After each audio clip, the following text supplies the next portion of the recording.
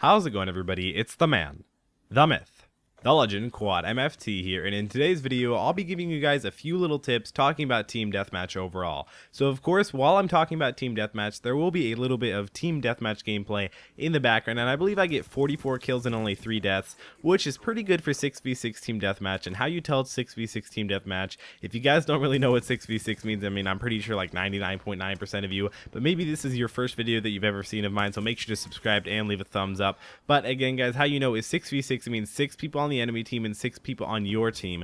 If nobody leaves at all or recently or anything, I mean, of course people are gonna leave. Maybe they'll have to go and help their mom bring in groceries or something like that, or go do a chore, a little thing like that. I mean, occasionally they may dashboard or something like that, which if you guys don't know what that is, I'm not going to tell you guys how to do it, but just to, I don't want to see anybody else do it because it doesn't actually count your stats. But I believe you get probation if you do it too many times, which maybe go and look it up and see what it is, but don't try it out, guys. I hate it when other people do it. I've never done it before. I mean, I've never even tried it or anything like that. I know a few of my friends do it. But I also wanted to talk about today how you get big score streaks in Team Deathmatch. Now, you can see the score streaks that I'm rocking. There are no 4th tier score streaks. Now, what I mean by 4th tier score streaks is no K9 unit, no Swarm, and no VTOL warship. Also, I don't think there's a I think Lodestar's in the 4th tier, but no Lodestar either. So I'm using the Lightning Strike, the Orbital VSAT, and the Warthog. Now, why a lot of people don't really enjoy using the Warthog is because they use it in the wrong game mode. Now, what I mean by them using it in the wrong game mode is they're using it in objective-based game mode. Now, don't get me wrong, guys. Having a Warthog in ground war, that's definitely a great idea because there are a ton of enemies,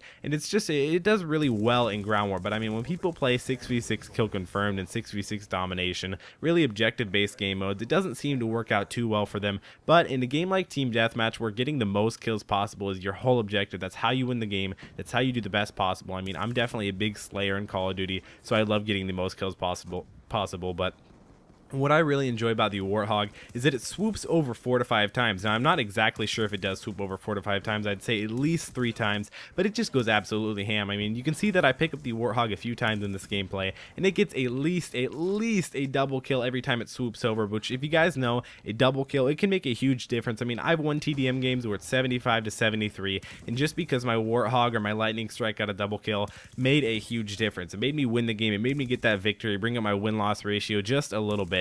So again, guys, what I'm going to be talking about also is the Orbital VSAT in Team Deathmatch. Now, why I think the Orbital VSAT is so good in Team Deathmatch is because in Team Deathmatch, there's no spawning point. I mean, there's a spawning point, but it's not directed anywhere. I mean, you can predict it. The way to predict Team Deathmatch spawns is to go exactly where your friendlies aren't, where the people on your team aren't. That's exactly where the enemies are going to spawn. I mean, occasionally you get the little bit of a messed up spawn or something like that, but I'm telling you, rock the Orbital VSAT. If you're only rock it if you're able to pull it off. I mean, I don't mean to brag or be cocky or anything, but I can basically pull it off usually every single game, multiple times in a game occasionally. But you can see right there, I pick up a quad feed with my Lightning Strike. Now, the Lightning Strike, it's a pretty lower tier streak, so I would definitely suggest you guys to use it because it's quite easy to get actually, and it can do some crazy damage. It also works really well in objective-based game modes because when you call it in, when you see somebody else is capturing the B flag or something like that, that's when you want to use your Lightning Strike. I mean, don't just blatantly put it out there or anything like that, because when you blatantly put it out there, it doesn't do too well at all. I mean,